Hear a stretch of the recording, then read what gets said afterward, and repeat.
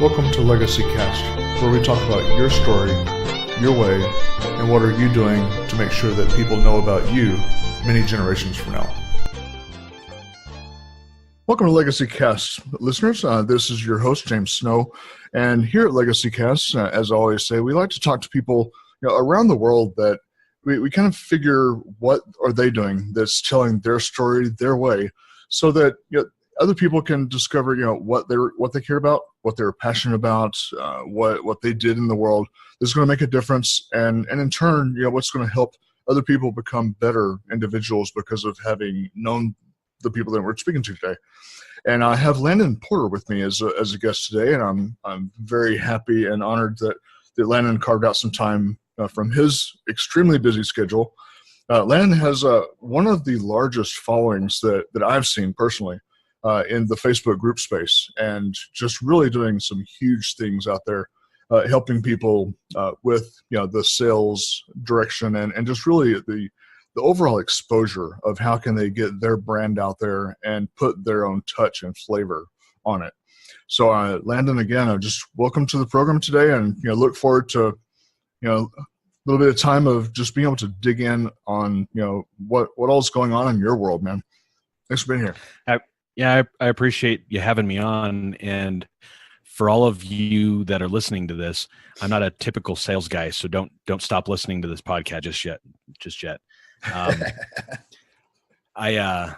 It's interesting. My take on sales and marketing is actually the thing that's put me in the place that I'm at. Yeah, I've got an interesting personality and I'm not afraid of the camera, but it's my take on sales and really how the vast majority of us that have something to sell are doing it the wrong way is kind of my overall message. Our following is really quite cool and very interesting. There's a lot of people out there that have a really cool craft or something that they do that they value, that they want and need other people to pay them to do. And all of the traditional sales tactics just don't feel right to most of us. So that's kind of my take on this whole thing. I think ultimately humans can communicate with each other in a much better, much easier way by understanding a couple of fundamental things. Really, there's a reason that some of us are attracted to each other and some of us are totally repelled by each other. And if we understand that natural piece of it and go about our life, our sales, our marketing, the relationships with our family and our friends, with that in mind, it makes all of these quote unquote sales conversations a whole lot easier. Absolutely. And I've heard from a lot of people, some people shun the whole sales thing, but personally, I think that there's really not much of a more glorified business to be in, because when you're in this world, you're able to affect so much change, and you can do so much good for other people. And it's really about what angle are you approaching this, what perspective are you approaching it, that's going to determine whether you're one of the good guys, quote unquote, or one of the other sleazy salespeople, as it were. And knowing just what you're doing, Landon, is great. I mean, I've enjoyed the time that I've been inside of your group, and just being able to learn and listen to what all's going on, just in within that space. Yep, I think a lot of people have a misunderstanding of what it means to do sales. It's an art form that's been perfected through psychology over the last 100 to 200 years, but it doesn't have to be that way. And if you don't have the time to dedicate to really learn that craft the right way, it's very easy to use shortcuts and come off as that sleazy salesperson, when that's what most people are not intending to come off as. Sure. Totally agree. Now, as the title of the program, Legacy Cast implies, we do talk about legacies, and always try to take time at the very beginning to remind people, we're not just talking about the money aspect of a legacy, though that is very important. That gives legs to the bigger scope, which the bigger picture of a legacy is it's your story told your way, And so, Landon, what does, when you sit back and think, what is my legacy going to be? You're the sales gorilla, as you call yourself. And so, what does having a legacy mean to you? Having a legacy to me means doing what it is that I actually want to do and doing something that impacts the lives of other people long term. And I don't, a lot of people talk about this work-life balance and, separating business from family life and stuff. I don't see it that way. You are what you are and you do what you do. And your legacy, as you talk about it, really is the culmination of what you do and who you are. And to me, legacy means essentially what I stand up for and what I'm interested and willing to put my own precious time into long term. So for me, legacy is ultimately, it comes down to this thing that I do is really about how to communicate with other human beings in a real and authentic, as buzzword that word is, way to accomplish what it is that you're here on this planet to accomplish. Right. And what people think of you after you've done that. To me, that's what legacy means. Yeah, and it's a good way of describing that, because ultimately, we're here for such a short period of time, in the big picture, and what have we done between point A and point B that's going to make that difference, and leaving the mark. I love the analogy of the pebble in the pond, because that's really kind of what our lives are like. Is we throw the pebble to the pond, and it creates ripples that go all the way across from one side to the other. And it just keeps continuing and continuing, and that's what our legacy should be. It's we're going to make a difference, and we're going to make a mark, whether we want to or not. So, are you making a good one or not? That's really the big answer there. Is you're going to be creating a legacy. So it's just up to you of what is it going to be. Be intentional. So, yeah, absolutely. And I love that word, being intentional, because that really is what we have to do. We have to spend time and be intentional of it, which kind of leads me to my next question for you is, do you think it's something that's very important for people to spend energy and time just sitting back and really, kind of pondering on it, spending some brain time and some energy of thinking, what is my legacy going to look like? Is that something you feel is important? Yeah, absolutely.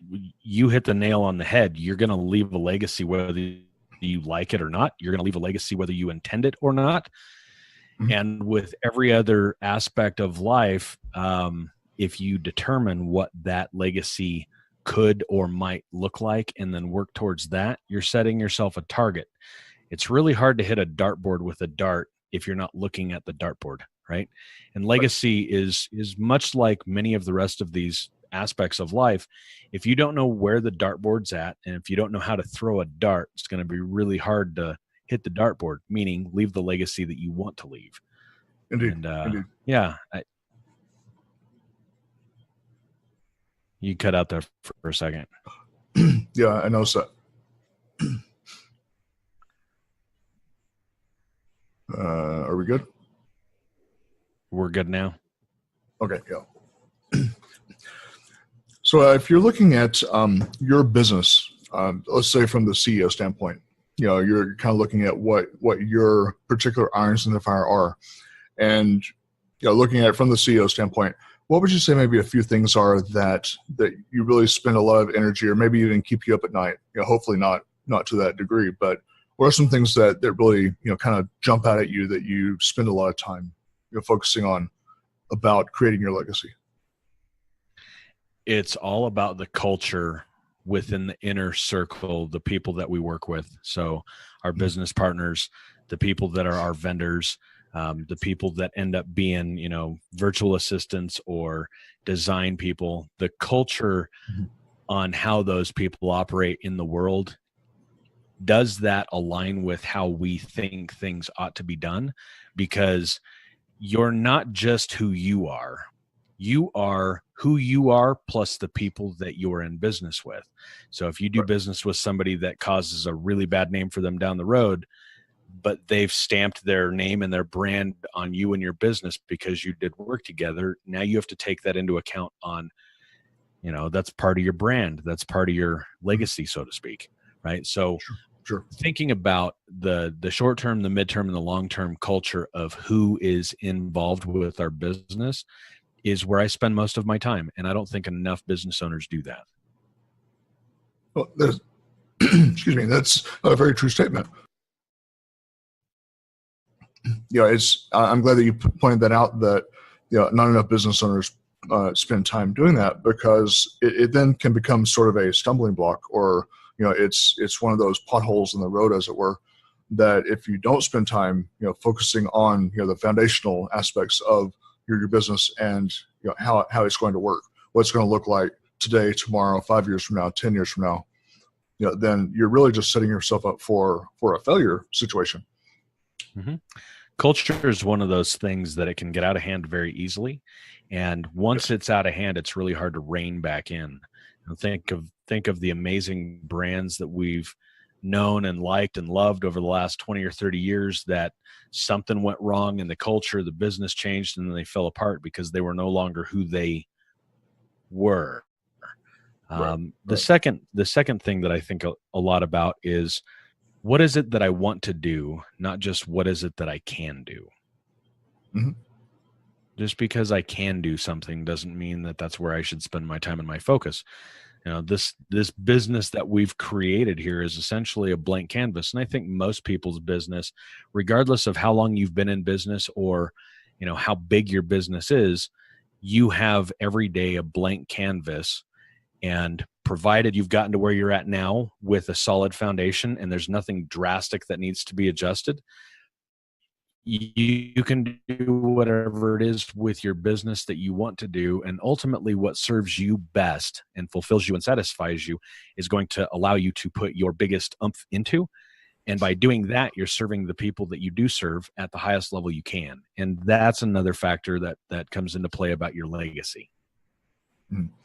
I have a very good friend that hit some of his business principles. He calls the HIT strategy, honesty, integrity, and transparency. That's really the core of what he does. And when he coaches people, because he's a business turnaround coach, that's part of what he helps other people to look at, is really just to be honest with himself and those that they work with, being very, very integrity oriented. Because if you're not, then what are you doing? Ultimately. And then just being very transparent. Let people see exactly what it is that you have. Don't be shady. Don't try to hide behind something in what you're doing, because it's not going to be good business. And so just being very transparent in that. And I totally agree with his philosophy on that, because it does set us up for such a good relationship with other people, both in business and in personal lives as well. Absolutely. So what do you think some of the reasons, since you do have such a large following? I mean, I lose track of how many people, 10, 20, 30,000 people that's in your group. Goodness. I mean, you've got such a huge following on Facebook. But what do you think some of the reasons are that people are ending up either giving up in their business, or they fail if they try to stick it out?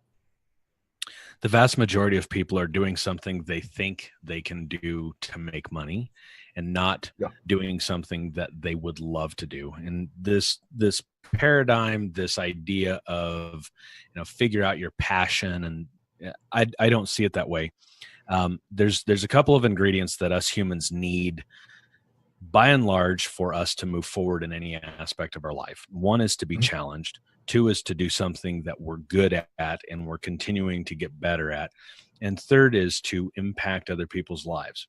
A lot of people haven't figured out that last piece, and a lot of people that have used it as it's a fun, cute, loving thing to portray. The reality is when you're able to impact somebody's life by doing something that you really like doing, and you're challenged, it makes the art and the act of growing and staying in business a complete afterthought. It becomes something that just happens instead of something that you're trying to make happen. And a lot of us try and make things happen because we've got an agenda or a motive that isn't really what will keep us doing something long term. And I think a lot of people, especially in the digital marketing space, there's lots of people that go learn a skill set and then go try and get clients and then do the thing. And they don't really like doing the thing. It's kind of a chore.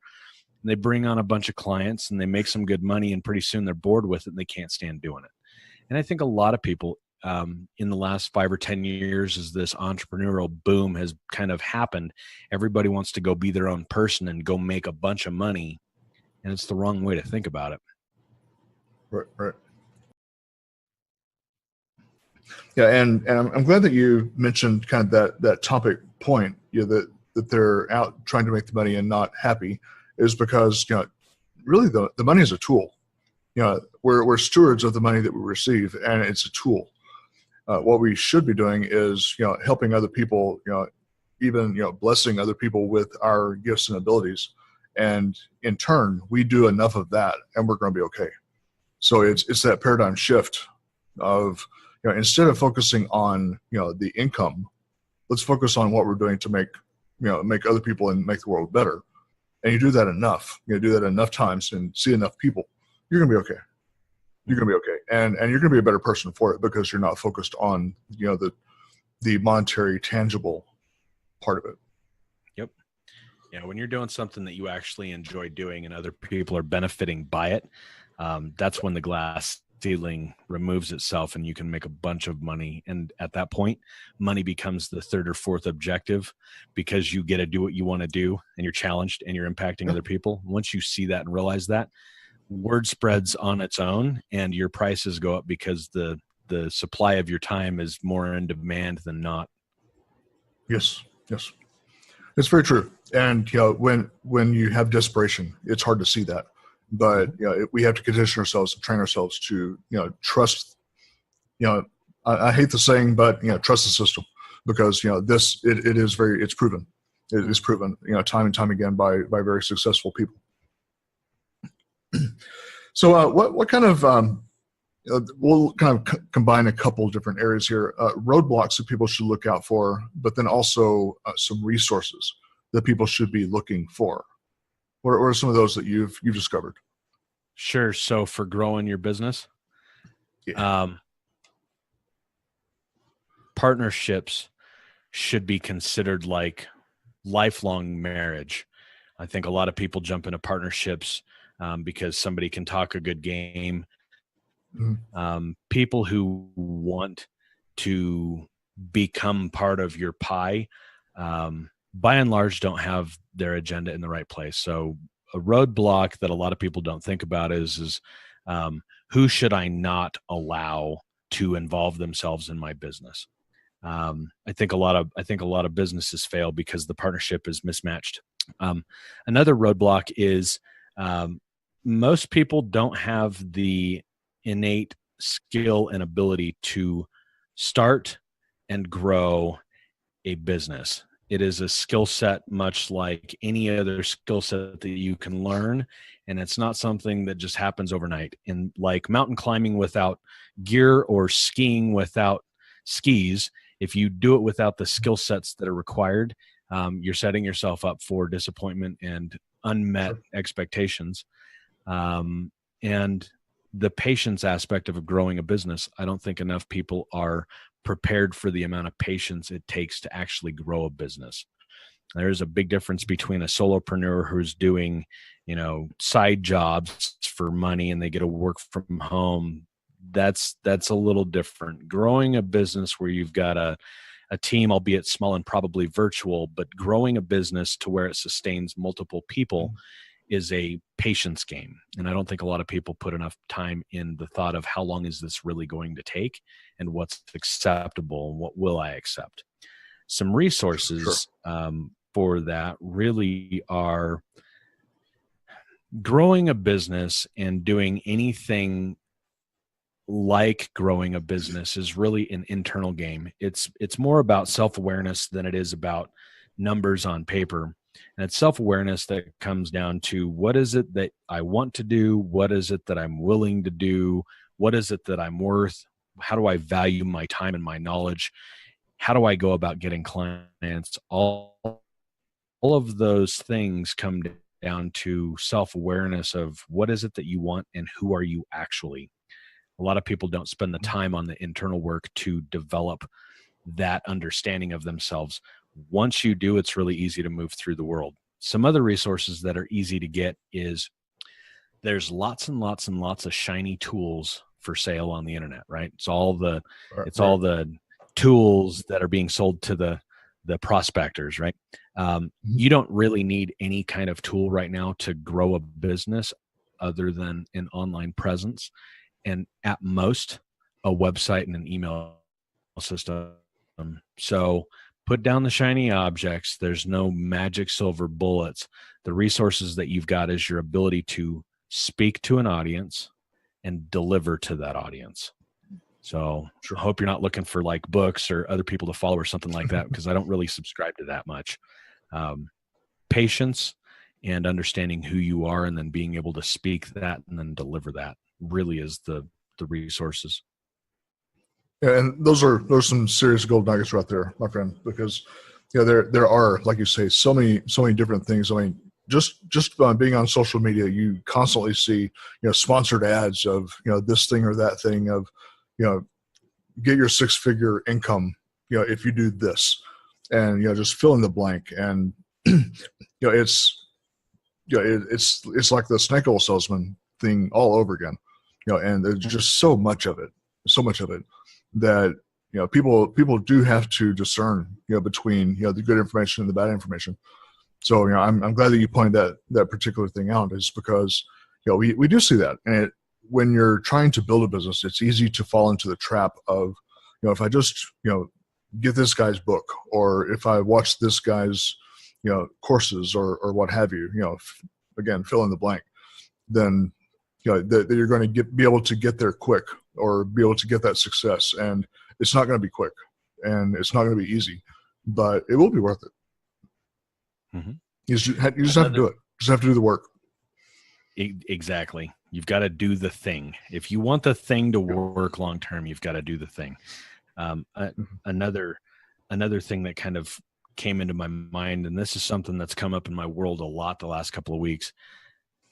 If you're listening to this, you need to understand that there is zero difference between online and offline. There is no real world that, the online stuff you do with your business is no longer considered real life. It's the exact same thing. It's just we have the technology to be able to do something like this. Like you and I are on a Zoom call right now. We're on a real-time video conference, and you're going to cut this into a podcast. That's just technology. Right. But this is no different really than me sitting across your office desk and us having this conversation. Absolutely. There's no longer a difference between online and offline. It's all real life. Yep. And that's what I always tell my guests when they're coming on, especially the ones that they haven't done a lot of podcasts, and they'll ask, what, in what medium, what interface do I use? And I explain to them, I want to see their face on the other side, because it becomes a real conversation. And that really is so important. And there's so much value to that, if we're just, holding a phone in our hands and we're having a phone conversation, recording it, that's one thing. But when you actually see the other person, it becomes real. It becomes, very much more tangible. And it becomes, you're almost belly to belly with the other person. And, at that point, you're able to see the expression, the reactions, and so forth. And, that is life. And that, I do love that you pointed out that, the digital world is not some other world. It's all the same world. Life is life. And, I just appreciate that you brought that out, because it's so easy to take the personal and the emotion out of things when you're using technology. But, there is another person on the other end, and, you have to be able to value that. Yep.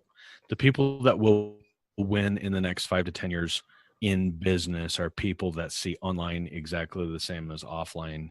And it's just what you said. There's somebody on the other end of this, whether this is a message on your website or an email or your landing page, or doesn't matter.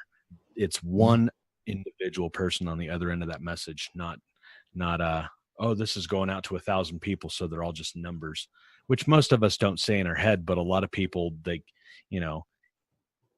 if you have a stack of leads and you're calling 200 or 300 numbers a day, you don't really see that individual as another person on the other end of that exchange, right? It's really easy to see it's just a numbers game. Life is not a numbers game.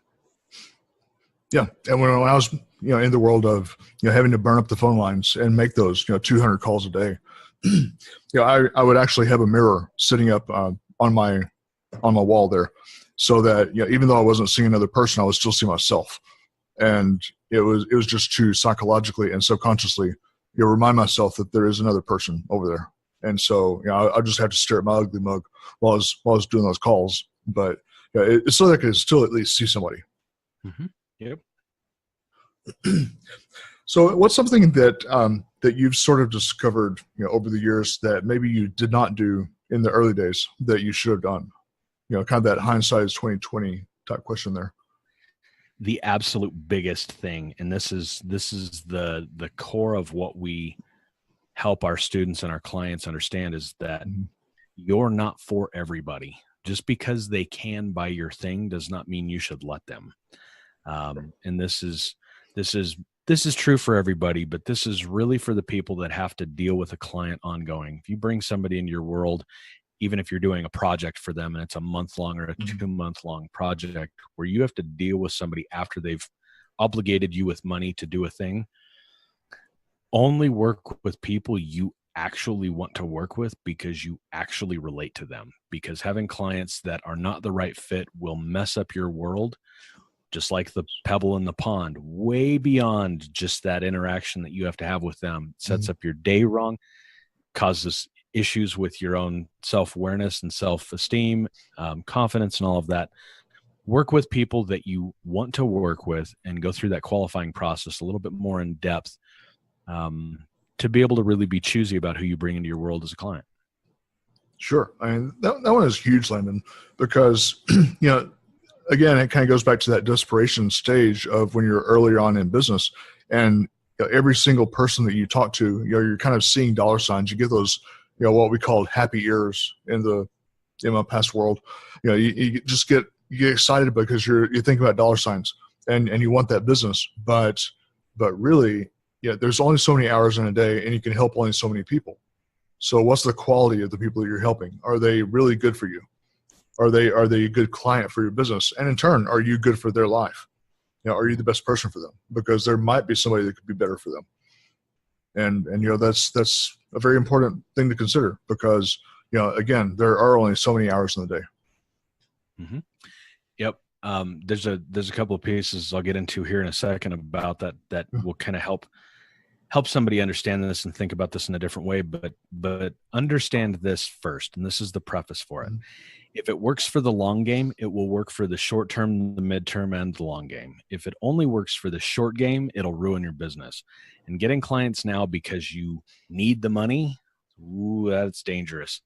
The way that I kind of break this down is there's two main things: social acuity and positive indifference. And social acuity is the ability to read a person or read a room before you jump in and start acting, right? You've been in the sales game for a long enough period of time that you know what I'm talking about. This positive indifference piece, right? Yes and no mean the exact same thing. My job as a salesperson is not to get you to yes. My job as a salesperson is to get you to yes or no. And if I place the same amount of value on yes or no, then it removes my ability and really my requirement to be needy. And if you can accomplish that piece, it makes it really easy to bring the right clients into your world. Yeah, and something I've told people, when I've been onboarding them, within my firm, is, I would rather go for the no up front. In fact, because if I get the no, then it frees up my time to be able to help the appropriate person. But it does another thing, and that takes the pressure, off the situation. Because there's a lot of pressure for me if I try to focus on trying to close a deal or something, then there's a lot of pressure to close that deal, and I'm focused on the deal and not the person. And so by going for the no, it takes that pressure away, on both sides of the table. Our job as salespeople is really to help guide people down their own path and answer their own questions, by asking them questions. Our job is not to close them or fix them or solve their Correct. world. Our job Correct. is to help them answer their own questions. Yeah, and it goes back to what you were saying earlier. The psychology that's involved in it. It's just helping someone self-discover. It's no one wants to be sold; everyone wants to buy, and so it's just helping people discover that for themselves. Yep.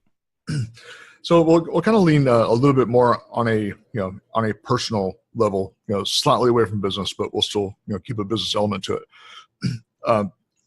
What hurdles did you personally face when you were starting your business venture? What hurdles were you facing? How'd you overcome that? This one specifically, guerrilla marketing. Right. I didn't want to do this. I had no interest in teaching people sales and marketing. This is an interesting part of my story. Not a lot of people know. I was dragged kicking and screaming into this. I was a sales guy for 15 years. I spent not quite 5 years in real estate before the crash in 2007. And then I spent about 10 years in business to business corporate finance, like global credit info, credit insurance, collections, all of the behind the scenes money exchanging hands between corporations.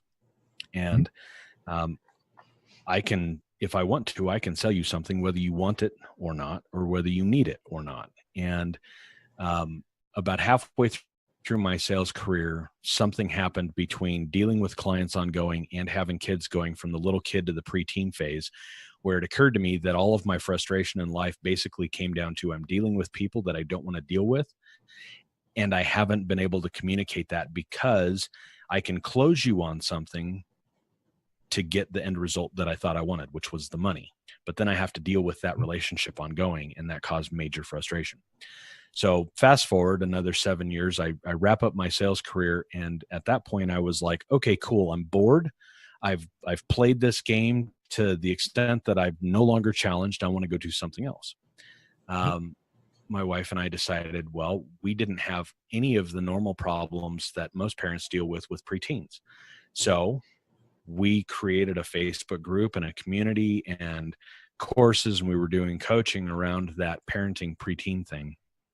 And I bought a Facebook ads course that we were going to use to promote and sell our courses and build our coaching base from that. And I'm in this community with these people in this Facebook group, and I'm asking questions about how to run this ad set, or, how to target these people and stuff like that. And because I build relationships, they start telling me about their day, right?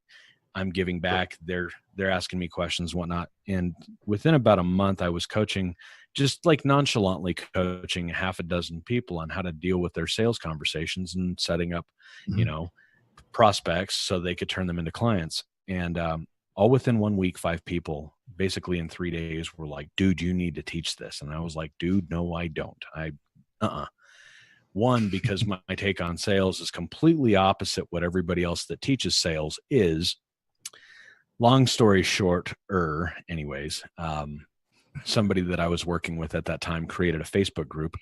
She added about 84, 86 people to the group on day one. On day two, I went in and did a Facebook Live, and I just said, look, I don't really know if we're going to be a fit, and I don't know that you're going to even agree or think what I say is possible, but here's my take on sales.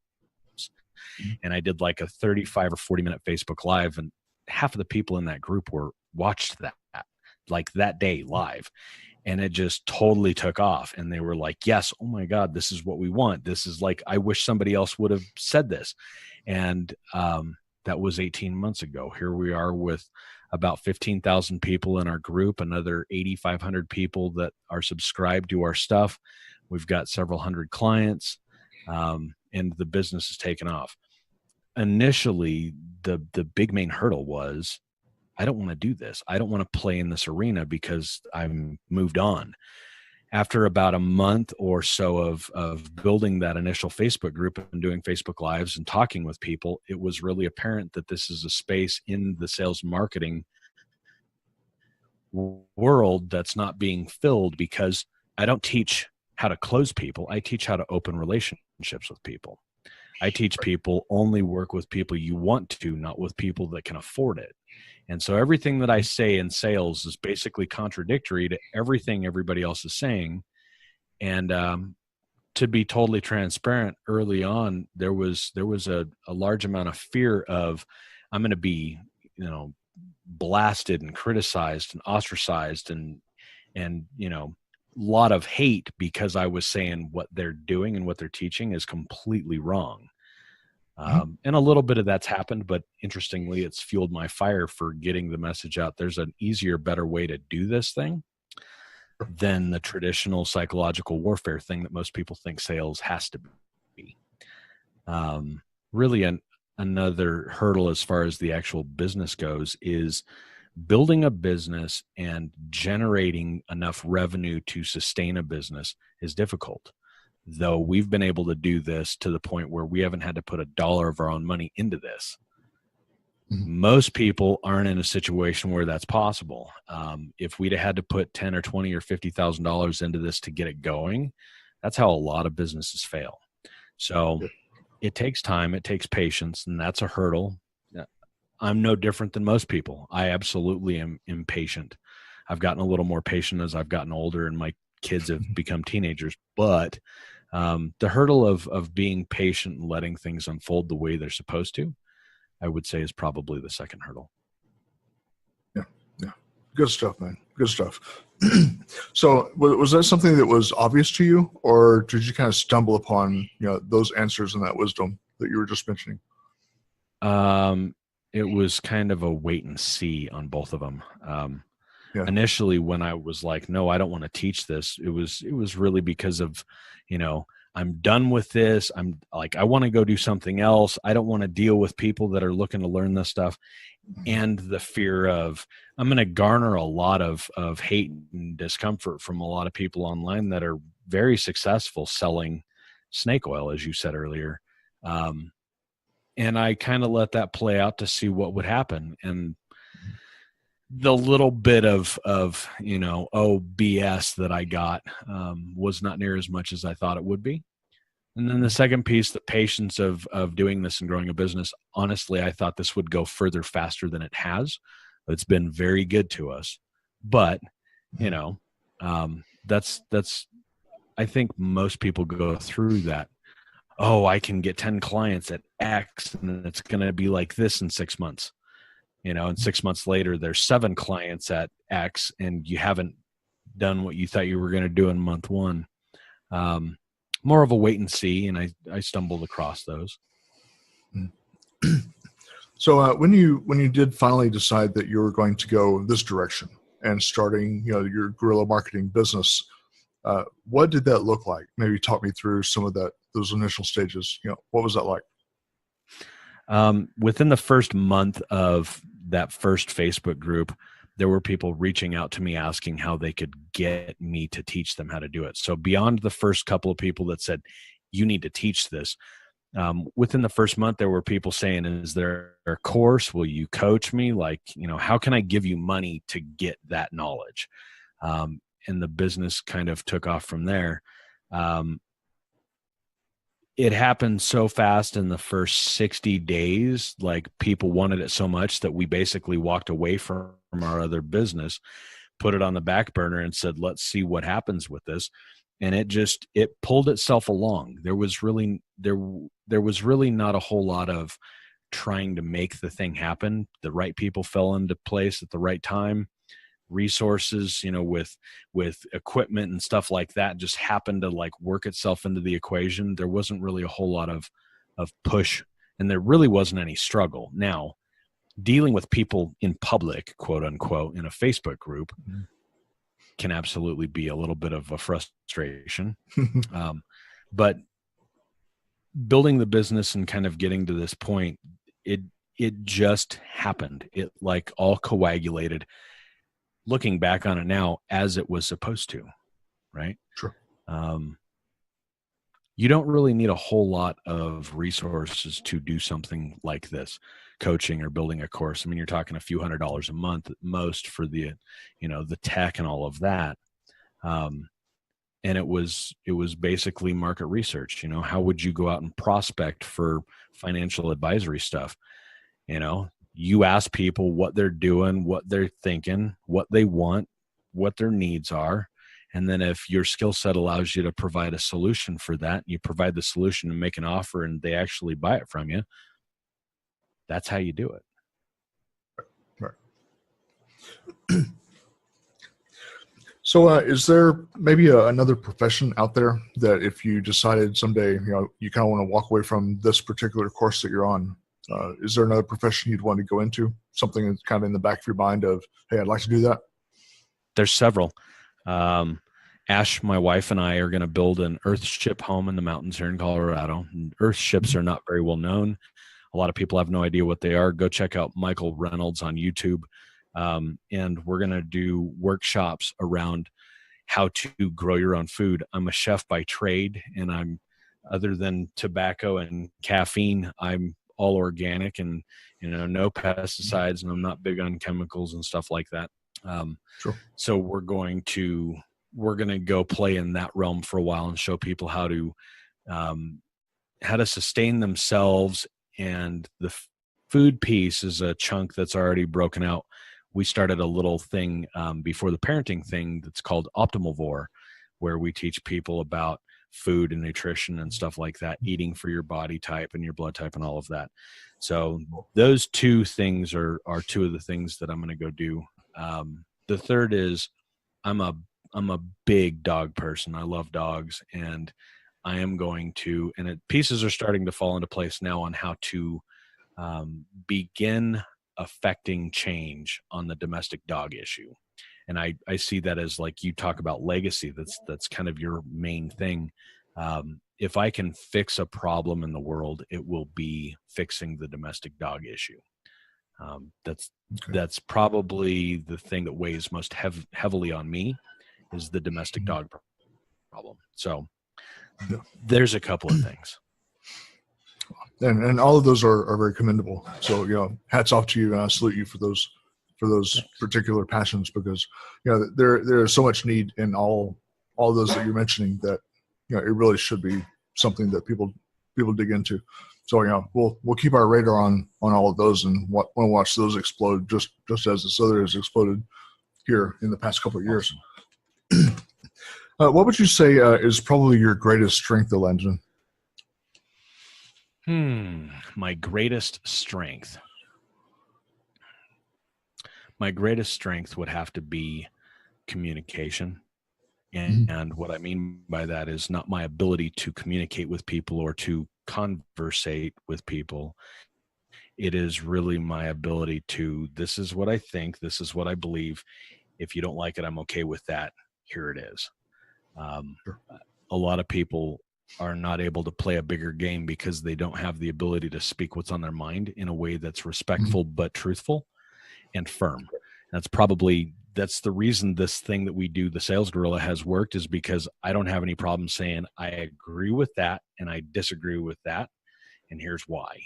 That's probably my biggest strength. Excellent. And it's something I've witnessed as well, which is part of why I reached out to you, wanted to bring you on here, because it was such an interesting thing to just witness, through the group, that, being able to hear from you firsthand, was something that I was always very eager to do. What would you say the flip side of that coin would be? What is your greatest weakness? My greatest weakness, interestingly enough, is I take things personally, and I'm very emotional, right? So when somebody says something that is pointed at me and directed at me, and it's hurt feeling material, it hurts. And I've always been that. I think the emotional and the empathy aspect that makes me really good at sales. The flip side to that is it's a weakness, because stuff does eat at me. Sure. Yeah. And I can kind of relate on one hand, but on the other hand, I, fortunately, because of my experience being in the service, I had to learn how to not take a lot personally. And so I had to learn how to, wall off that emotion. So, sometimes people are just like, man, you're cold. But it's just, that's self-preservation. Yep. So, we all, at least all of us that are creative people, we have that special place that we go to, maybe nature or a special spot in the house or what have you. Where's that place that you go to get all of your ideas? That those creative juices that get flowing. Where is that place? Ash. Ash. My wife is home, right? I'm an outdoors person. I'm in some senses like that. I'm a hippie. I would rather be in the mountains, outdoors, sleeping in a tent by a fire. Like that's my thing.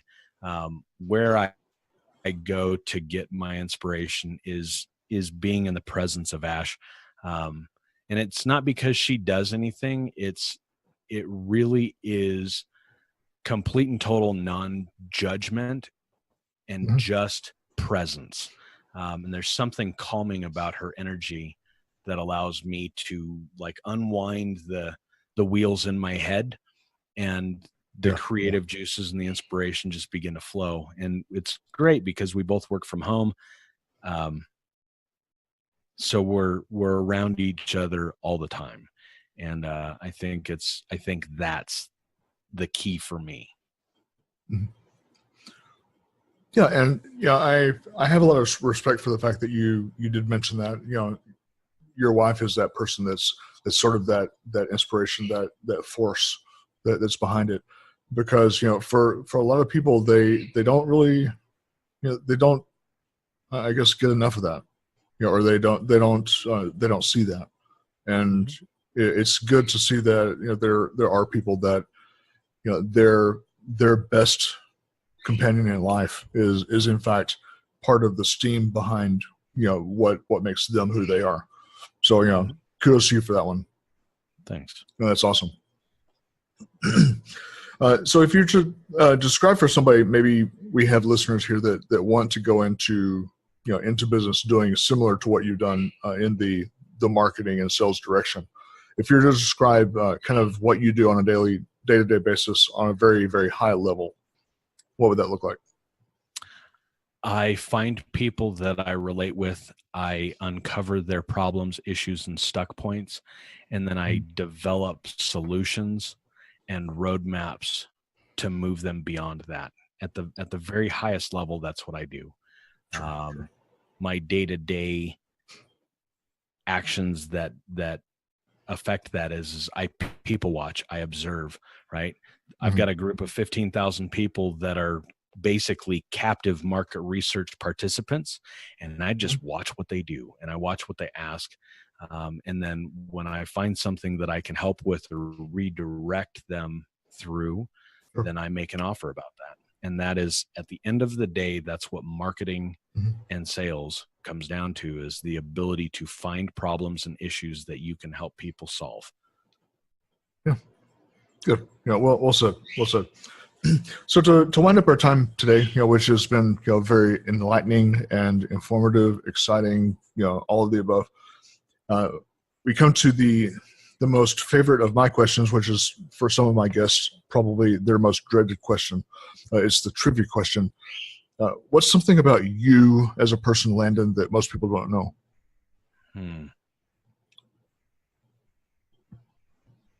A lot of people know that I don't like to people, but I don't think a lot of people don't know that I would be okay not peopling for 6 months at a time. If it was just me and Ash and the dogs and my kids, I would be okay without any other human interaction. Like, I'm one of the people that could go out into the desert for 30 or 60 or 90 days by myself and be totally content, totally fine with that. It is one of the main human drivers that makes us all not okay is not having companionship. And I think that stems from being completely and totally okay with myself, that I'm fine with not having other companionship. Yeah, that's what I would say. Most people don't know that about me. Yeah, just so long as you have your core right with you, Ash, dogs, kids, then you're good. Yep. Excellent. Well, again, my friend, it's been enjoyable and been an honor to have you on the program and just be able to dig into what makes your world what it is. And just be able to get some insight from your perspective of things, because that again, there's wisdom and there's value in getting other people's perspective. And so I thank you for coming on the program and being part of this. Awesome sauce. Thanks for having me on, James. Thank you very much, my friend. And as I always say, we'll see you around the bend, my friend.